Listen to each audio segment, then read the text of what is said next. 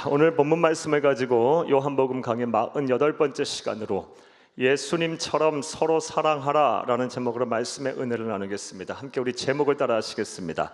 예수님처럼 서로 사랑하라. 한 번 더 따라 하시겠습니다. 예수님처럼 서로 사랑하라. 네, 고맙습니다. 지난 시간에 우리는 예수님의 제자였다가 예수님을 배신한 가룟 유다에 대해서 살펴보며 은혜를 나눴습니다. 특별히 이 가룟 유다를 반면교사 삼아 우리가 배워야 할 영적 교훈을 찾아보며 은혜를 나눴어요. 이를 간단히 말씀 다시 드려보겠습니다. 먼저 가룟 유다를 통해서 우리가 배울 수 있는 교훈, 돈과 재물에 대한 사랑이 지나쳐서 우리의 신앙과 양심의 선을 넘어서는 안 된다라는 교훈을 우리가 가룟 유다로부터 배웠습니다. 사랑하는 여러분, 가룟 유다는 예수님과 제자들에게 분명 신임을 받고 있던 사람이었습니다. 그래서 예수 제자 공동체의 회계와 재정 업무를 맡았던 사람입니다. 하지만 그는 그 자리에서 돈과 재물에 대한 사랑을 통제하지 못했어요. 그래서 넘어서는 안 되는 신앙과 양심의 선을 넘어서 버렸고, 그 결과 예수님을 당시 노예 한 사람의 값도 안 되는 은 30세겔을 받고 팔아버렸어요. 그 하나 써보지도 못하고 영원한 사망에 이르게 되었습니다. 사랑하는 여러분, 돈과 재물 그 자체는 나쁜 것이 아닙니다. 또 돈과 재물을 사랑하는 마음, 이 소유욕 또한 하나님이 우리에게 주신 본성입니다. 그러나 우리 그리스도인에게 있어서 이 돈과 재물을 사랑하는 마음을 통제하지 못하고 이것이 지나쳐서 우리의 신앙과 양심의 선을 넘어서는 순간 돈과 재물은 우리에게 있어 우상이 되는 것이며, 돈과 재물을 사랑하는 지나친 마음, 이 탐욕은 곧 우상 숭배가 되는 것입니다. 부디 말씀을 들으시는 모든 분들이 가룟 유다의 전처를 밟지 않기를 바랍니다. 돈과 재물을 사랑하는 마음이 지나쳐서 여러분의 신앙, 여러분의 양심 망가뜨리지 않기를 간곡히 주의 이름으로 부탁드립니다. 두 번째로, 가룟 유다를 통해서 우리가 배울 수 있었던 영적 교훈은 무엇입니까? 자기 신념이 하나님의 뜻보다 앞서서는 안 된다라는 것입니다. 가룟 유다는 그 누구보다 자기 신념이 강했던 사람입니다. 정치적인 성공을 위한 야망 또한 컸던 사람입니다. 그래서 예수님의 제자가 됐던 거예요.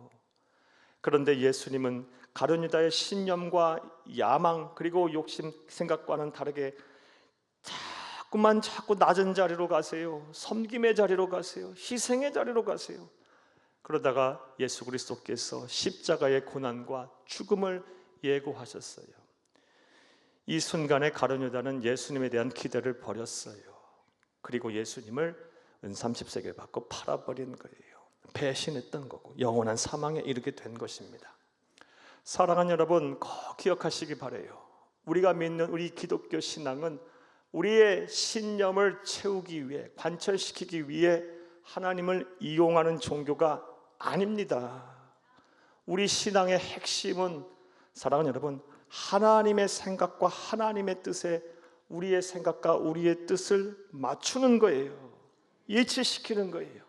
그리고 맞추고 일치시키는 방법이 바로 순종입니다. 그것이 바로 우리 기독교 신앙의 핵심이에요. 우리의 신앙이 성숙해지면 성숙해질수록 더 하나님의 뜻이 내 뜻이 되고 하나님의 생각이 내 생각이 되고 내 비전이 되어야 합니다.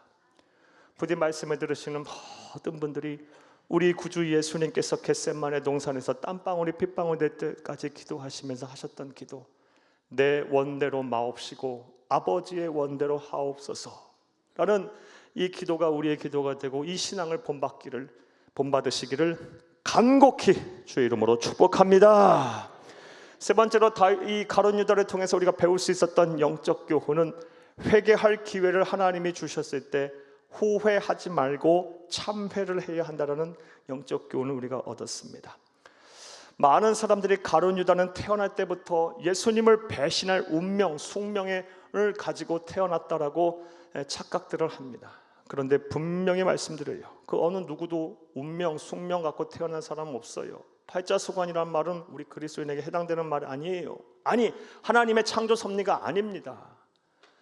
분명한 사실은요, 가룟 유다가 배신하고 영원한 사망에 이른 것은 예수 그리스도께서 끊임없이 기회를 주셨는데 자기 자신의 자유의지를 가지고 회개할 기회를 걷어찼기 때문에 그리 된 거예요. 사랑하는 여러분, 저나 여러분이나 세상 살다 보면 사랑하는 여러분, 하나님 아버지의 마음 아프게 할 때 있어요. 예기치 못하게 불의불식간 죄도 질 수 있고 또 불순종의 죄를 불순종과 불신앙의 죄에서 허덕일 수도 있어요. 그럴 때마다 하나님이 여러분 안에 내주에 계시는, 우리 안에 내주에 계시는 성령님께서 끊임없이 깨닫게 하실 겁니다. 말씀하실 거예요. 때로는 사람들을 통해서, 때로는 사건 상황, 또 모든 환경적인 요소를 통해서 하나님이 깨닫게 하실 때, 성령께서 회개케 하실 때 후회하지 말고, 체념하지 말고, 자기 합리화하지 말고 참회하시기 바래요. 다시 예수 편에 분명하게 서셔서 예수와 복음을 위해 사시는 여러분 될 수 있기를, 변화된 삶을 사시기를 간곡히 주의 이름으로 축복합니다. 여기까지가 지난 시간에 대한 말씀이었습니다. 이제 오늘 본문에 대한 강의를 하겠습니다. 사랑하는 여러분, 우리는 지난 몇 주 동안 사도 요한이 기록한 예수님이 십자가에 매달려 돌아가시 바로 전날 밤 저녁에 있었던 사건들을 살펴보며 은혜를 나누고 있습니다. 이 예수님이 십자가에 매달려 돌아가시기 전날 밤 저녁에 있었던 사건들, 지금까지 살펴본 사건들을 한번 다시 재구성해 보겠습니다.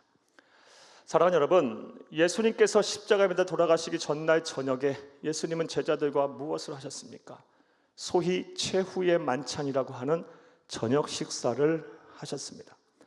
예수님께서 저녁 식사를 하신 장소는 성경에 정확히 기록되어 있지 않아 알 수 없지만 대부분의 성서 신학자들은 기독교 초기 신뢰할 만한 전승에 근거하여 그 장소가 바로 마가복음의 기록자인 마가 요한의 어머니 마리아의 집이었을 거라 추정을 합니다. 소위 마가의 다락방이라는 곳에서 예수님은 제자들과 더불어서 최후의 만찬을 하셨던 것입니다. 이 마가의 다락방, 마가 요한의 어머니 마리아의 집은요, 사도행전 2장 말씀을 보게 되면 오순절 성령 강림 사건이 일어난 장소이기도 해요. 교회사적으로 보게 되면 인류 최초의 교회, 신앙 공동체가 탄생한 장소이기도 합니다. 그 장소에서 예수님은 십자가에 매달려 돌아가시기 전날 밤에 12 제자들과 함께 식사, 저녁 식사, 최후의 만찬을 하셨습니다. 최후의 만찬을 하시던 도중에 예수님께서 갑자기 일어나셔서 수건을 허리에 동이시고 대야의 물을 떠오게 하셔서 제자들의 발을 손수 다 씻기셨어요. 그러면서 내가 스승이 되어 너희의 발을 씻겼으니 너희도 서로 뭐해라? 섬겨라, 섬겨라. 섬김의 아름다운 본을 행동으로 또 말씀으로 보여주셨습니다. 이후 다시 저녁 식사를 하셨어요. 그러다가 예수님 마음이 너무 괴로우셨던지 또 갑자기 다음 같은 충격적인 선언을 하셨어요. 제자들에게 오늘 밤 너희 중에 한 사람이 나를 팔리라 라는 말씀하셨어요. 이 말을 제자들이 듣자 크게 혼란스러워했고 크게 놀랐어요. 우리 제자들이 예수님에게 물었어요. 그때 예수님께서 떡 한 조각을 떼어서 포도주 위에 적셔서 가룟 유다에게 주시며 네가 행하고자 하는 일을 속히 행하라 라고 하셨어요. 여기까지가 저와 여러분이 지난 몇 주 동안 살펴본 예수님 십자가에 매달려 돌아가시기 직전에 전날 밤 있었던 사건들이에요. 그런데 오늘 본문 말씀을 보게 되면 이 모든 사건 그리고 모든 예수님의 행동과 이 말씀을 결론짓는, 종합하는 놀라운 말씀이 오늘 본문에 나옵니다. 사랑하는 여러분, 오늘 본문 34절을 함께 보겠습니다. 새 계명을 너희에게 주노니 서로 사랑하라. 내가 너희를 사랑한 것 같이 너희도 서로 사랑하라. 아멘. 지금까지의 모든 사건을 종결짓는 결론에 해당되는 말씀을 예수님께서 제자들 그리고 오늘 우리에게 하셨어요. 새 계명을 너희에게 주노니 서로 사랑하라. 서로 사랑하라. 이 말씀은 우리 기독교 신앙에 있어서 매우 중요한 말씀입니다. 왜냐하면 우리가 예수를 그리스도 믿어 하나님의 자녀가 된 순간부터 예수님의 제자로서의 삶을 살아야 하는데, 제자로서의 삶을 사는 것이 무엇이냐, 어떻게 사는 것이냐에 대한 답을 주는 아주 집요한 구절이기 때문에 그래요. 예수님의 제자는 어떻게 산다? 서로 사랑하며 산다. 이 말씀을 지금 하고 계신 거예요. 그래서 오늘 본문 말씀 35절 말씀은 보게 되면 예수님께서 다음 같은 말씀도 하셨어요. 35절을 함께 보겠습니다. 너희가 서로 사랑하면 이로써 모든 사람이 너희가 내 제자인 줄 알리라. 제자도의 길을 가는 사람과 가지 않는 사람, 참된 제자와 그렇지 못한 사람의 구별법이 뭐라고 말씀하신 거예요? 서로 사랑하는지 안 하는지를 보면 알 수 있다는 거예요. 부디 말씀을 들으시는 모든 분들, 우리는 예수를 그리스도 믿어 값없이 보혈의 공로로, 예수의 보혈의 공로로 하나님의 자녀가 됐고 천국을 소유하게 됐어요. 죄와 사망의 권세를 이기신 우리 주 예수님처럼 부활을 약속받았어요. 사랑하는 여러분, 하나님을 아버지로 부를 수 있게 됐고요, 하나님의 은혜 속에, 하나님의 책임지는 인생 속에 지금 살고 있어요. 부디 말씀을 들으시는 모든 분들이 예수님의 이 참된 제자로서 이제부터 사시기를 간절히 바라요. 그리고 그것이 사는 것인지 안 사는 것인지는 어떻게 알 수 있다? 서로 사랑하는지의 유무를 보며 알 수 있는 거예요. 자, 이런 삶을 사시기를, 서로 사랑하며 사시기를 간절히 주의 이름으로 축복합니다. 그런데 오늘 말씀을 보면서 이 예수님 서로 사랑하라는 말씀을 보면서 다음과 같은 의문이 듭니다. 서로 사랑하라고 하시면서 왜 새 계명이라고 말씀하셨을까요? 실제로 구약 성경을 보게 되면 서로 사랑하라는 말씀은 많이 나옵니다. 그 가운데 한 구절 먼저 보겠습니다. 레위기서 19장 18절을 함께 보겠습니다. 원수를 갚지 말며 동포를 원망하지 말며 내 이웃 사랑하기를 내 자신과 같이 사랑하라. 나는 여호와니라. 아멘. 이웃을 내 몸같이 사랑하라. 서로 사랑하라는 말씀 참 많이 하셨는데 왜 예수님께서는 이 본문에서 새 계명을 너희에게 주노니 서로 사랑하라라고 말씀하셨을까요? 이 말씀에는 어떤 의미가 있을까요? 답부터 말씀을 드리면 우리가 서로 사랑해야 할 때 이 사랑의 기준이 새로워졌기 때문에 그래요. 예수님께서 새로운 기준을 말씀해 주셨기 때문에 그래요. 오늘 보면 34절을 다시 한번 보겠습니다. 새 계명을 너희에게 주노니 서로 사랑하라. 내가 너희를 사랑한 것 같이 너희도 서로 사랑하라. 아멘. 이전까지 구약의 말씀에서 서로 사랑하라 하고 하시면서 이 사랑의 기준은 내 몸같이 사랑하라 그랬어요. 그런데 이제부터 새 계명을 주시면서 내가 너희를 사랑한 것 같이 너희도 서로 사랑하라 하며 사랑의 기준을 새롭게 재해석해 주셨어요. 사랑하는 여러분, 따라서 저와 여러분은, 예수님의 제자인 저와 여러분은 예수님이 우리를 사랑하신 것 같이 우리가 서로 사랑해야 할 줄로 믿습니다. 한 문장으로 예수님처럼 서로 사랑해야 할 줄로 믿습니다. 사랑하는 여러분, 그런 의미에서 우리는 무엇부터 해야 할까요? 예수님이 우리를 어떻게 사랑하셨는지부터 아는 것이 중요합니다. 생각해보면 너무나 당연한 거예요. 예수님이 우리를 어떻게 사랑하셨는지도 제대로 알지 못하면서 우리가 어떻게 예수님처럼 사랑할 수가 있겠습니까? 따라서 오늘은 본문 말씀을 통해 또 하나님 말씀을 통해 예수님이 이 세상에 계시면서 당신의 백성들을 어떻게 사랑하셨는지에 대해서 살펴보며 간단하게나마 살펴보며 은혜를 나누고자 해요. 큰 은혜의 시간 되기를 간절히 다시 한번 주의 이름으로 축복합니다. 자, 이제부터 생각해 보겠습니다. 하나님이신 예수님은 이 세상에 계시는 동안 당신의 백성들을 어떻게 사랑하셨을까요? 또 지금 어떻게 사랑하고 계실까요? 자, 이제부터 따라합니다. 첫째로 위로하며 사랑하셨습니다. 누가요? 하나님이신 예수님이요. 우리를 어떻게 사랑하셨다고요? 위로하며 사랑하셨고요, 사랑하시고 계세요. 따라서 저와 여러분 또한 예수님이 우리를 사랑하신 것처럼 서로 사랑해야 할 터인데 예수님처럼 위로하며 사랑해야 할 줄로, 서로 사랑해야 할 줄로 믿습니다. 성경을 보게 되면 예수님께서 위로하며 당신의 백성들을 사랑하신 장면들이 너무 많이 나옵니다. 그 중에 몇 구절, 몇 군데 예를 여러분에게 한번 드려볼게요. 먼저 요한복음 4장 1절에서 42절 말씀에 보게 되면 우리 주 예수님은 수가성, 사마리아 수가성 여인을 위로하셨어요. 남편을 5번이나 갈아치우고 지금도 살고 있는 사람이 남편인지 아닌지 모를 정도로 사회적, 윤리적, 도덕적으로 완전히 타락한 여인. 그래서 세상으로부터 외면당하고 정죄를 받고 버림받은 여인. 자존감은 바닥에 떨어져 버렸고 사회성도 완전히 망가져 버린 여인. 살아도 사는 것 같지 않은 인생을 살고 있는 여인을 우리 주 예수님은 찾아오셔서 그 여인의 깨어진 마음을 다시 붙여주셨고 상처 입은 심령을 회복시켜 주셨어요. 그리고 그 여인의 자존감을 회복시키셨고 사회성을 회복시켰고요. 무엇보다 사랑하는 여러분, 이 타는 듯한 영혼의 갈증, 이 갈증을 영원히 목마르지 않은 샘물을 주시면서 회복시키셨어요.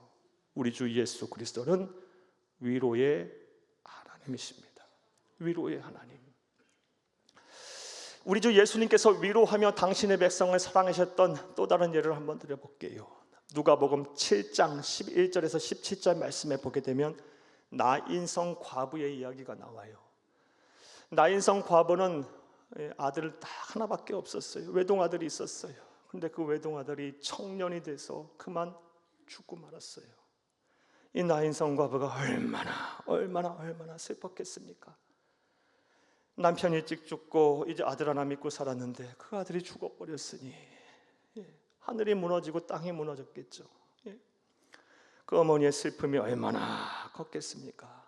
그런데 예수님께서는 이 나인성 과부가 자기 외동아들의 관을 끌고 나인성 안에서 밖으로 나오는 장례 행렬을 먼저 바라보셨고 나인성 과부의 우는 모습을 먼저 주목하시며 찾아가셔서 울지 말라 하시면서 위로하셨어요. 거기서 그치는 것이 아니라 관에 손을 대고 말씀하시기를 청년아 일어나라 했을 때 기적이 일어났습니다. 죽었던 아들이 살아났고요. 이 여인은 슬픔에서 기쁨으로, 탄식에서 찬송으로 인생이 변화됐어요. 우리 주 예수 그리스도는 위로의 하나님이십니다.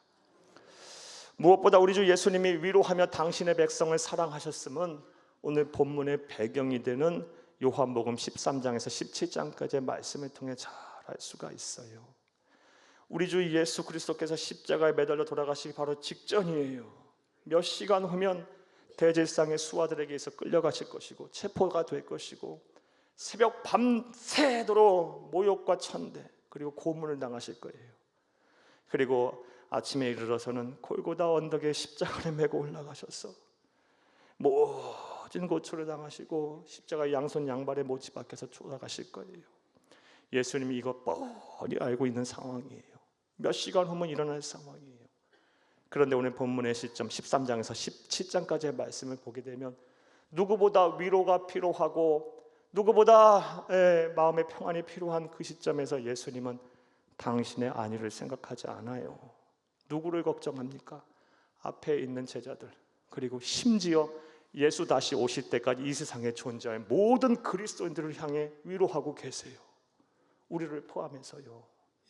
그러면서 하신 말씀 보겠어요. 요한복음 14장 1절을 함께 보겠습니다. 너희는 마음에 근심하지 말라. 하나님을 믿으니 또 나를 믿으라. 아멘. 그냥 하신 말씀이 아니라니까. 이게 몇 시간 후면 예수님 체포될 거 아셨고요. 모든 고난, 창조주가 피조물한테 모욕과 천대를 당하고 고난을 당할 거 아셨고 십자가에서 죽으실 것도 아셨어요. 하루도 안 남았어요. 몇 시간밖에 안 남았어요. 얼마나 그 청년 예수의 마음이 힘들었을까요? 그런데 그 순간에도 예수님은 위로하시면서 너희는 마음에 근심하지 말라. 하나님을 믿으니 또 나를 믿으라 하며 제자들을 그리고 예수 다시 오실 때까지 이 세상에 존재할 모든 그리스도인들을 다 위로하셨어요. 우리 주 예수님은 위로의 하나님이십니다. 자, 이제 여러분의 권면의 말씀을 드릴게요. 먼저 말씀을 들으시는 분들 가운데 하나님의 이 위로의 사랑이 필요하신 분들이 계실 거예요. 어느 분들은 가정의 문제 때문에, 또 직장과 사업장 경제적인 어려움 때문에, 자녀 문제 때문에, 그리고 또 몸이 아파서, 또 여러 사건 사고에 얽혀서 사랑하는 여러분 가운데 이 마음과 생각이 막 지치고 힘들어서 하나님의 위로가 좀 필요하신 분들 계실 거예요. 이런 분들에게 하나님의 특별한 위로와 섭리가 함께하기를 바랍니다. 위로의 하나님이 여러분을 만나주시기를 바라요. 그러기 위해서 여러분이 하실 일이 있어요. 뭘 해야 하냐? 마음의 문을 열어야 돼요. 그냥 여는 게 아니고, 의심하며 믿으며 여는 것이 아니고, 그냥 주면 말고 아니면 말고가 아니고, 나는 예수의 위로가 반드시 필요합니다. 예수님이 나를 위로하지 않으면 나는 살 수가 없습니다. 나는 막 간절한 심령으로 주님, 나 같은 죄인, 나같이 무지몽매하고 나같이 불순종했던 죄인도 용서하시고 나를 위로하여 주옵소서라고 기도해 보세요. 그러면 하나님은 절대로 여러분을 외면하지 않으시고요, 여러분의 마음의 소원을 이루어 주실 것이고, 여러분의 다친 심령을 회복시키실 겁니다. 치유하실 것입니다. 이러한 은혜와 실천이 여러분 가운데 있기를 간절히 주의 이름으로 축복합니다. 나아가 우리 주 예수님께서 내가 너희를 사랑한 것 같이 너희도 서로 사랑하라 말씀하셨으니, 우리 주 예수님께서 위로하시며 사랑하신 것처럼 우리도 우리 주변에 있는 사람들을 위로하며 사랑해야 합니다. 그게 예수님의 제자예요. 주변을 둘러보면 정말 하나님의 사랑으로 우리가 위로해야 될 사람들이 너무 많습니다. 정말 많아요. 겉으로 보기에는 아무 문제가 없어요. 요즘 사람들 자존심들 얼마나 셉니까? 안 그런 척하고 사는 사람들이 얼마나 많아요. 그런데 다 갖추고 사는 것 같아도 그 사람의 속을 누가 압니까? 속은 새카맣게 타고 그냥 어디 가서 말도 못하는 고민들 끌어안고 계신 분들 많을 거라고 봐요. 이런 분들에게 우리가 뭘 해야 합니까? 따뜻한 사랑과 격려의 말을 해야겠죠. 한 번이라도 더 찾아가서 한 번이라도 더 손을 잡아줘야 하고, 한 번이라도 더 안아줘야 하고, 한 번이라도 더 기도해야 합니다. 뭐 특별한 조언을 하라는 말씀이 아니에요. 여러분, 하나님 앞에 다 맡기고 함께 울 때 함께 울어주고, 함께 웃을 때 함께 웃기만 해줘도 되는 거예요. 우리 그리스도인이 해야 하는 일이에요. 이렇게 사는 사람들이 바로 그리스도인이고 예수님의 제자입니다. 부디 말씀을 들으시는 모든 분들이 위로하며 사랑하셨던 우리 예수님을 본받아 우리 또한 위로하며 서로 사랑해야 할 줄로 믿습니다. 자, 두 번째로, 예수님께서 이 세상에 계시는 동안 당신의 백성들을 어떻게 사랑하셨을까요? 자, 따라하시겠습니다. 둘째로, 용서하며 사랑하셨습니다. 따라서 내가 너희를 사랑한 것 같이 너희도 서로 사랑하라 하셨으니 우리 또한 예수님을 본받아 용서하며 서로 사랑해야 할 것입니다. 할렐루야. 이 또한 성경을 보게 되면 예수님이 용서하며 사랑한 예 정말 많이 나옵니다. 몇 가지 예를 한번 들어보겠습니다. 먼저 요한복음 13장 말씀, 제자들의 발을 씻기신 장면을 한번 다 같이 생각을 해볼게요. 사랑하는 여러분, 이 시점에 예수님 여러 차례 말씀드렸다시피 베드로의 배신, 가룟 유다의 배신, 그리고 예수님의 12제자 모두의 배신 다 알고 계셨어요. 그런데 예수님은 누구 하나 나무라지 않고요, 다 제자들의 발에 다 씻기셨어요. 이 제자들의 발에 씻기신 그 상황 안에 뭐가 전제되어 있는 거예요? 너희는 나를 배신하고 떠날지라도 나는 너희를 용서한다. 용서했다가 이미 전제되어 있는 거예요. 사랑하는 여러분, 용서하지 않으면 이런 행위를 어떻게 합니까? 모든 죄와 허물, 과거, 현재, 미래까지의 모든 죄와 허물을 예수님은 사랑으로 덮어버리셨기 때문에, 용서로 덮으셨기 때문에 이런 행위가 가능했던 거예요. 예수님은 용서의 하나님이십니다. 예수님이 용서의 하나님이심은 요한복음 21장 베드로의 독대를 통해서도 알 수 있어요. 베드로는 예수님께서 네가 다구기 전에 3번 나를 부인하리라 라는 예고를 듣고도 호언장담했어요. 다른 사람들 다 예수를 떠난다 했지 난 예수 안 떠날 거라고요. 그런데 다구기 전에 정말 3번 예수를 저주하고 부인하고 예수를 배신했어요. 그리고 새벽닭이 울 때 그것이 생각나서 철저하게 막 참회했어요. 하지만 사람은 사람이에요. 그렇게 참회하고도요, 하나님께서 다시 회복의 은혜, 치유의 은혜, 다시 일으키심의 은혜가 없으면요, 사명 신앙 제대로 생활 못합니다. 그래서 망가져 있었어요. 예수님께서는요, 제자들에게 부활하신 채로 나타나셔서 예루살렘에 있지 말고 저 갈릴리 북부 지역에 가서 갈릴리 지역에서 나를 기다려라 그랬고요, 예수님의 제자들은 하염없이 예수님, 부활하신 예수님 다시 나타나기만을 기다렸어요. 그러다가 예수님의 제자 중에 7명이 어부인지라 뭐 했겠어요? 시간이 있으니 고기나 잡자. 밤새도록 고기를 잡았는데 한 마리도 못 잡았네요. 힘은 힘대로 들고 지칠 대로 지친 순간에 우리 주 예수님께서 나타나셔서 깊은 데로 배 오른편에 그물을 던져라. 그물이 찢어질 정도로 잡았고요. 그리고 예수님이 제자들을 위해서 밤새도록 허기진 그들을 위해서, 피곤한 그들을 위해서 뭘 하셨어요? 식사 준비도 하셨고, 그리고 밥을 먹이셨어요. 이후에 요한복음 21장 15절에서 17절 말씀에 보면 베드로를 이제 만나세요. 혼자 만나셨어. 홀로 만나셨어. 베드로에게 묻습니다. 요한의 아들 시몬아, 네가 나를 사랑하느냐? 이 말씀 잘 읽어내야 돼요.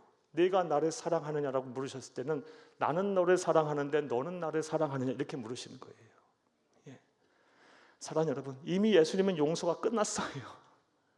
나는 너를 사랑하는데 너는 나를 사랑하느니, 이걸 묻고 계셔요. 내가 주를 사랑하는 줄 주께서 아시나이다. 내 양을 먹이라. 요한의 아들 시몬아, 나는 너를 사랑하는데 너는 나를 사랑하니, 내가 주를 사랑하는 주께서 아세요. 내 양을 치라. 요한의 아들 시몬아, 나는 너를 정말 사랑하는데 너는 나를 사랑하니, 내가 주를 사랑하는 줄 주께서 아시나이다. 내 양을 먹이라 하며 다시 사명의 자리로 이렇게 세우셨어요. 예수님은 용서의 하나님이십니다. 예수님의 용서의 사랑의 절정은 십자가 위에서 분명하게 드러났어요. 십자가 위에서 예수님이 하신 일이 뭡니까?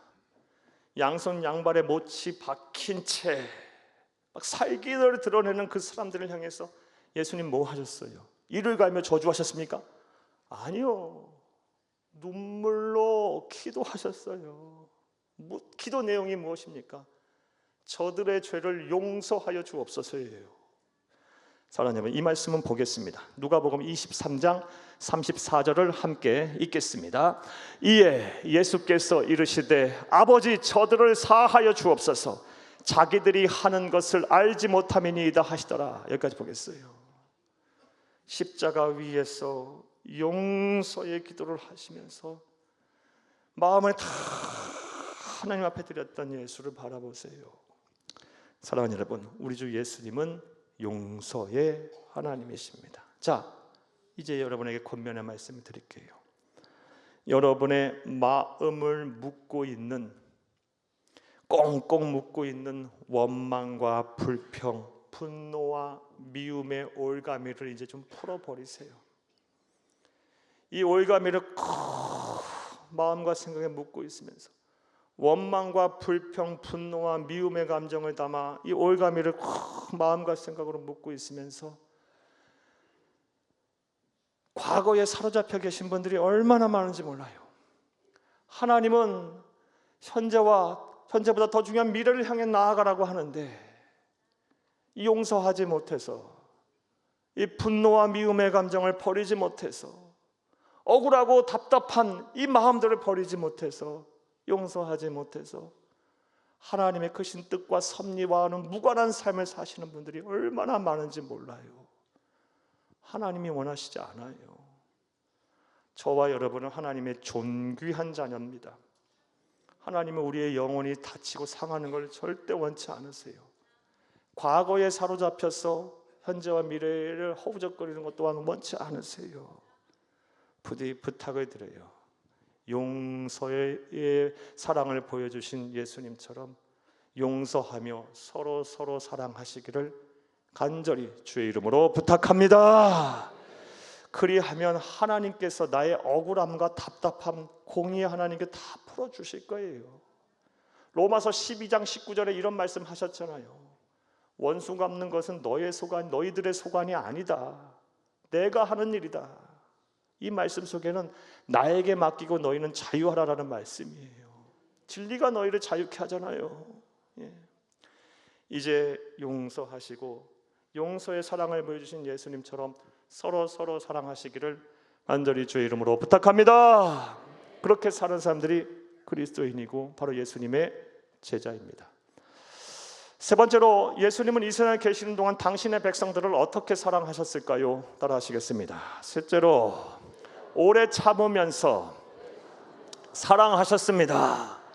예수님이 당신의 백성들에게 보여주신 사랑, 오래 참으시면서 사랑하셨어요. 기독교 신앙의 핵심은 한마디로 하라면 단언코 사랑입니다. 사랑. 하나님 사랑, 이웃 사랑, 우리 주 예수 그리스도의 사랑. 이 사랑이 바로 우리 기독교 신앙의 핵심이에요. 그래서 성경을 보게 되면 이 사랑이 무엇인가, 하나님이 말씀하시고자 하는 사랑의 속성이 무엇인가에 대해서 참 많은 말씀들을 하셨어요. 대표적인 이 구절이 바로 고린도전서 13장, 소위 사랑장이라 하는 고린도전서 13장에 나와요. 그런데 이 사랑장인 고린도전서 13장에 이 사랑이란 무엇이냐, 사랑의 속성이 무엇이냐를 설명하는 가운데 그 처음과 마지막이 뭐냐? 사랑은 오래 참는 것이다 라고 말하고 있어요.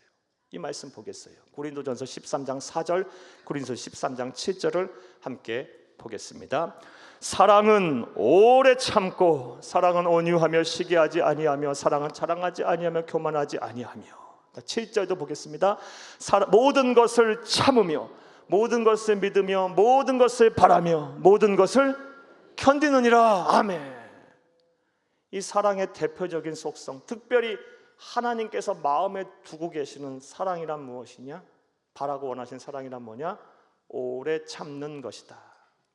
그래서 제일 먼저 언급하시고 또 마지막을 닫으시면서도 말씀하시는 거예요. 사랑은 오래 참는 것입니다. 그리고 예수님께서는 이 오래 참음의 사랑을 이 세상에 계시는 동안 보여주셨어요.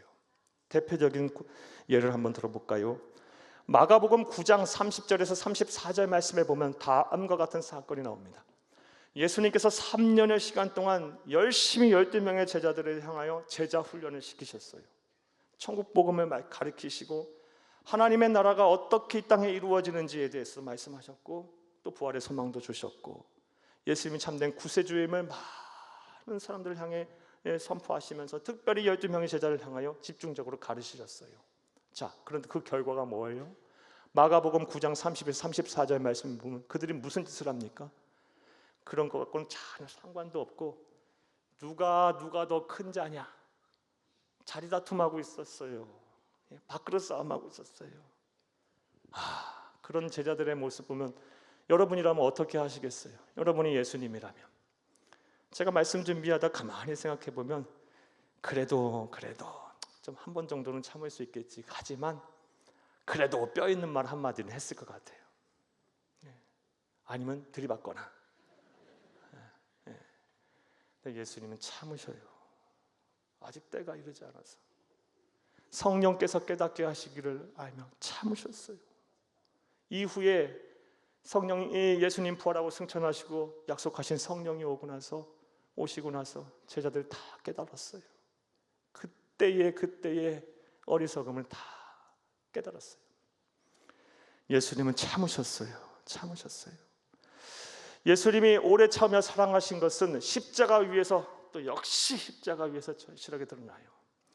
예수님은 십자가에서 양손 양발이 다 못에 박힌 채에 이 자신을 향하여 살기를 드리는 사람들을 모아셨어요. 오래 참으셨어요. 천군 천사를 동원해서 일시에 모든 상황 종료시킬 수 있었던 분이 예수님은 참으셨어요. 참으셨기 때문에 우리에겐 구원의 문이 열린 거예요. 참으셨기 때문에 그는 만왕양 만유의 구주가 되신 거예요. 예수님은 오래 참으시며 사랑하신 분이에요. 자, 역시 권면의 말씀 드릴게요. 사랑하는 여러분, 오래 참아야 합니다. 내 가정이 마음에 안 들고 나와 함께하는 사람들이 좀 불편하고 마음에 들지 않는다 해도 여러분 참으셔야 합니다. 함께 신앙생활하는 교우들이 마음에 들지 않아도 나를 힘들게 해도 참아야 합니다. 내 남편이, 아내, 부모, 형제, 자녀들이 힘들게 해도 참으셔야 합니다. 오래 참아야 합니다. 그리고 사랑하셔야 합니다. 그게 바로 우리 주 예수님의 제자로서의 삶이에요. 또 살다 보면 별일이 다 일어납니다. 느닷없이 막 큰 병이 내게 찾아올 수도 있는 것이고, 경제적인 어려움과 고통이 막 찾아올 수도 있고, 막 사건 사고에 휘말릴 수도 있고, 여러 가지 일들이 막 내 안에 벌어질 수 있어요. 그럴 때 뭐 해야 돼요? 참아내야 돼요. 힘들고 어려운 순간들을 참아내고 신앙의 자리, 사명의 자리, 교회 자리, 가정의 자리 잘 지켜야 돼요. 그게 하나님을 사랑하는 거예요. 사랑하는 여러분, 부디 말씀을 들으시는 모든 분들이 잘 참고 견디시기를 바라요. 그러면서 서로 사랑하시기를 간절히 주의 이름으로 축복합니다. 그런데 정말 이 오래 참음은 우리가 꼭 해야 되는 성령의 열매, 소유해야 할 성령의 열매입니다. 반드시 오래 참으면서 서로 사랑해야 돼요. 그 이유를 다른 이유로서 한번 설명해 볼게요. 히브리서 10장 26절을 함께 보겠습니다. 너희에게 인내가 필요함은 너희가 하나님의 뜻을 행한 후에 약속하신 것을 받기 위함이라. 아멘. 이 말씀 가만히 떠보세요. 뭘 말씀하고 계십니까? 너희에게 인내가 필요함은 너희가 하나님의 뜻을 행한 후에 약속하신 것을 받기 위함이라. 왜 우리가 그동안 기도를 그렇게 열심히 했는데도 응답이 없었을까요? 인내하지 않았기 때문에. 또 왜 우리가 그토록 주의 나라와 주의 몸된 교회를 위해서 섬김과 봉사의 자리에 서 있었음에도 불구하고 하나님께서 왜 내게 주시고자 했던 약속하신 것을 주지 않았을까요? 오래 참지 않았기 때문에. 사랑하는 여러분, 인내는요, 오래 참음은요, 하나님의 복을 받는 어찌 보면 가장 절대적인 조건이에요. 그렇기 때문에 우리 그리스도인들은 반드시 인내의 열매를 맺어야 돼요. 오래 참아야 돼요. 다시 한번 말씀드립니다.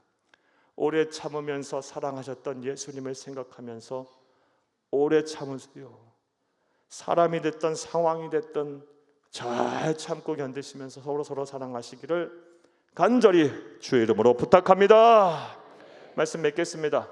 오늘은 우리 주 예수님께서 우리에게 주신 새 계명, 내가 너희를 사랑한 것 같이 너희도 서로 사랑하라 라는 말씀을 들었어요. 이제 우리에게 사랑의 기준이 바뀌었어요. 내 몸같이 사랑해도 해야 되겠지만 예수님처럼 사랑하셔야 합니다. 예수님이 우리를 사랑한 것 같이 저와 여러분은 서로 사랑해야 합니다. 이를 위해서 예수님이 보여주신 사랑 간단하게나마 여러분에게 말씀드렸어요. 위로하며 사랑하셨고요, 용서하며 사랑하셨고, 오래 참으시면서 사랑하셨어요. 저와 여러분이 이제 이 세상 사는 동안 위로하며 용서하며 또 오래 참으며 사랑하시기를 바라요. 서로 사랑하시기를 바라요. 그러면 하나님께서 여러분을 제자로 인정하실 거예요. 여러분에게 복을 주실 거예요. 여러분을 보며 기뻐하실 거예요. 무엇보다 또 세상 사람들 또한 우리가 서로 예수님처럼 사랑하는 모습을 보면서 야, 저 사람 진짜 그리스도인이구나, 정말 신앙인이구나, 정말 하나님의 백성인가나 하며 우리를 향해 인정하고 칭찬하며 우리와 같은 그리스도인 되기를 원할 겁니다. 이런 은혜와 실천이, 이런 은혜와 복이 저와 여러분 가운데 충만하기를 간절히 주의 이름으로 축복합니다. 축복합니다. 축복합니다.